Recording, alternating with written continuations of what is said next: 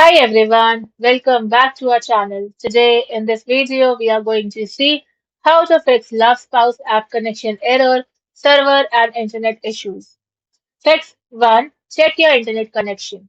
Connect your phone to a stable Wi-Fi network and if you are already using Wi-Fi, switch to mobile data and test the app. Now open a website or another app to confirm your internet is working. Then reopen the Love Spouse app and check if the error is gone. Fix 2. Clear app cache for Android. Open settings on your phone, then tap on apps. Select Find Love Spouse app and select storage and cache. Then tap on clear cache and restart the app and check the connection. Fix 3. Disable VPN or proxy.